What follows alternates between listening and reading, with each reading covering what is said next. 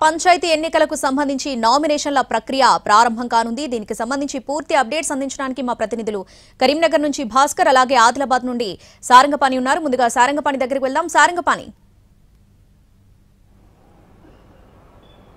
శ్రావణి, ఆదిలాబాద్ ఉమ్మడి జిల్లా వ్యాప్తంగా మొదటి దశ నామినేషన్ల స్వీకరణ పూర్తయింది. మొదటి దశలో 481 పంచాయతీలకు నామినేషన్లు స్వీకరించారు. అదేవిధంగా 4226 పంచాయతీల వార్డు సభ్యులకు నామినేషన్లు స్వీకరించారు. ఇక ఈ రోజు నుంచి రెండవ విడత నామినేషన్ల స్వీకరణ ప్రక్రియ మరి కాసేపట్లో ప్రారంభం కాబోతుంది. ఆదిలాబాద్ ఉమ్మడి జిల్లా వ్యాప్తంగా 522 పంచాయతీలకు 4900 పైచిలకు వార్డులకు నామినేషన్లు స్వీకరించబోతున్నారు. అయితే ఈ రోజు మొదటి విడతకు సంబంధించి స్వీకరించిన నామినేషన్ల పరిశీలన కొనసాగుతుంది. దానికి సంబంధించి అభ్యర్థుల జాబితాను డిసెంబర్ 3వ తేదీన ప్రకటిస్తారు. ఇక ఈ రోజు నుంచి నామినేషన్లు స్వీకరించబోతున్నారు. ఆదిలాబాద్, మంచిర్యాల, కొమరంభీం జిల్లా, అదేవిధంగా నిర్మల్ జిల్లాకు సంబంధించి జీపీల్లో ఆయా వార్డులకు సంబంధించిన నామినేషన్లు స్వీకరించబోతున్నారు. అయితే మొదటి ఫేజ్లో ఏకగ్రీవాలు సైతం కొన్ని ఇప్పటికే తీర్మానాలు చేసుకోగా కొన్ని గ్రామ పంచాయతీలు ఒక్క నామినేషనే వచ్చింది. అయితే నామినేషన్ల పరిశీలన తర్వాత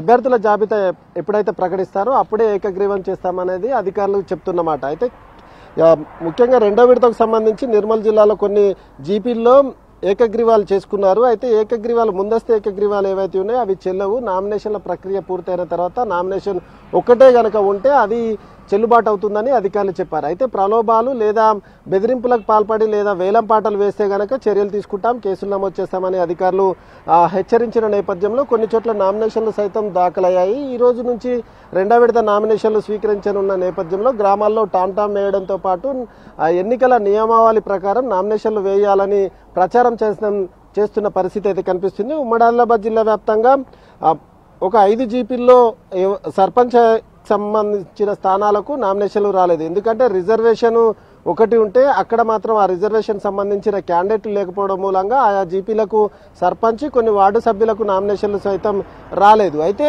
సర్పంచ్ స్థానానికి గనక నామినేషన్ రాకపోతే ఎవరైతే వార్డుల్లో గెలుస్తారో వాళ్ళనే ఒక ప్రతినిధిగా ఎన్నుకుంటారు తప్ప సర్పంచ్ స్థానం అనేది ఖాళీగా ఉంటుంది. సర్పంచ్గా ప్రతినిధిగా ఎన్నుకుంటారు తప్ప సర్పంచ్ స్థానానికి ఎవరు లేకపోవడం మూలంగా ఇలా జరుగుతుంది. అయితే ఇక ఏకగ్రీవాలకు సంబంధించి రాజకీయ పార్టీలు మాత్రం తమ మద్దతుదారులను ఏకగ్రీవం చేసుకోవాలని ఉవ్విళ్ళూరుతున్నారు. అదే కాకుండా ప్రచారం సైతం చేస్తున్నారు.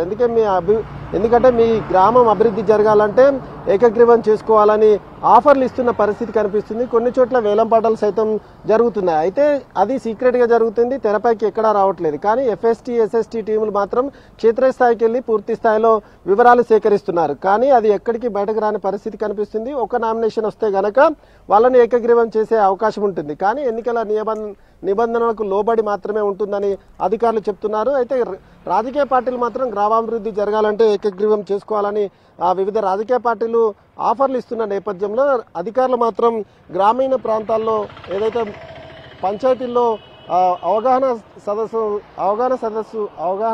సైతం కల్పిస్తున్న సిచ్యువేషన్ అయితే కనిపిస్తుంది. నేటి నుంచి నామినేషన్లు రెండో విడత స్వీకరించనున్నారు. అయితే ఏకగ్రీవాలపై అన్ని పార్టీలు దృష్టి సారించిన నేపథ్యంలో క్షేత్రస్థాయిలో నామినేషన్లు వచ్చేలా అధికారులు చర్యలు చేపడుతున్నారు. ఇది ఆదిలాబాద్ ఉమ్మడి జిల్లాల సంబంధించి రెండో విడత నామినేషన్ల స్వీకరణ సంబంధించి పూర్తి అప్డేట్స్ రావాలి. Right Sarangapani, thanks for the